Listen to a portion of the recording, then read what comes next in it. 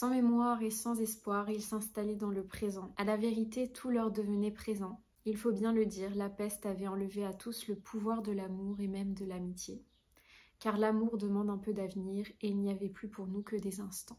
Dans cette vidéo, je vais vous parler du livre La Peste d'Albert Camus. J'ai remarqué que vous étiez nombreux à apprécier les vidéos sur Camus.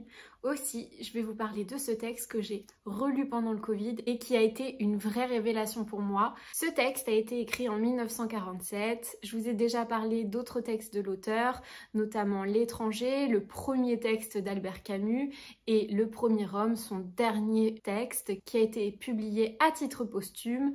Ce sont des textes que j'ai beaucoup appréciés, mais La Peste, il m'a vraiment marqué. Pour preuve, je l'ai en 2 exemplaires et à chaque fois, j'ai souligné ou surligné les passages qui m'ont le plus ému. Je vais vous parler un petit peu plus de ce texte du prix Nobel de littérature Albert Camus, qui est né en Algérie et qui parle ici d'un confinement en raison de la peste. Et ce n'est pas sans rappeler ce qu'on a vécu pendant le Covid avec les confinements et les interdictions de se déplacer.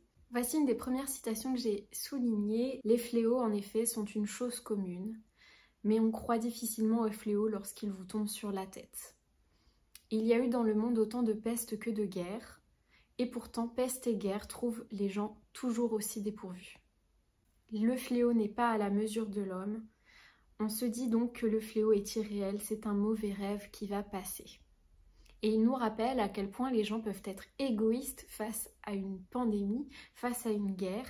Et il nous dit que quelque part, l'égoïsme est un humanisme. Et on retrouve toute l'ironie d'Albert Camus à travers ces mots. Je rappelle que Albert Camus, qui a écrit le mythe de Sisyphe sur la question du suicide, nous pose une question ici sur la notion de liberté. Comment aurait-il pensé à la peste qui supprime l'avenir, les déplacements et les discussions ? Il se croyait libre et personne ne serait jamais libre tant qu'il y aurait des fléaux. Si on change le mot peste par Covid, on se rend vraiment compte de la résonance de ce texte. Sur le mal, il dit « Le mal qui est dans le monde vient presque toujours de l'ignorance et la bonne volonté peut faire autant de dégâts que la méchanceté si elle n'est pas éclairée. » Le vice le plus désespérant étant celui de l'ignorance qui croit tout savoir et qui s'autorise alors à tuer. L'âme du meurtrier est aveugle et il n'y a pas de vraie bonté ni de bel amour sans toute la clairvoyance possible. Je vous laisse méditer sur cette citation qui me semble vraiment très intéressante aujourd'hui. Cette citation, je l'ai soulignée et j'ai ajouté des petits cœurs à côté. Sans mémoire et sans espoir, ils s'installaient dans le présent. À la vérité, tout leur devenait présent. Il faut bien le dire, la peste avait enlevé à tous le pouvoir de l'amour et même de l'amitié. Car l'amour demande un peu d'avenir et il n'y avait plus pour nous que des instants. Il y a cette citation.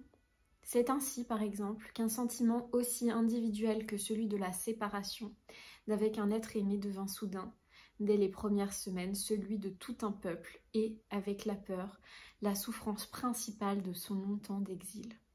Un petit peu plus loin, il dit « Nous savions alors que notre séparation était destinée à durer et que nous devions essayer de nous arranger avec le temps. » Cette phrase qui me touche beaucoup, « Rien au monde ne vaut qu'on se détourne de ce qu'on aime. » Et pourtant, je m'en détourne, moi aussi, sans que je puisse savoir pourquoi. Dans ce texte, Albert Camus nous parle des fléaux, il nous parle de l'amitié, il nous parle de la tendresse humaine et il nous dit finalement qu'il y a plus de choses à admirer qu'à mépriser chez les hommes. Il nous parle du temps, de l'espoir et de l'importance de vivre.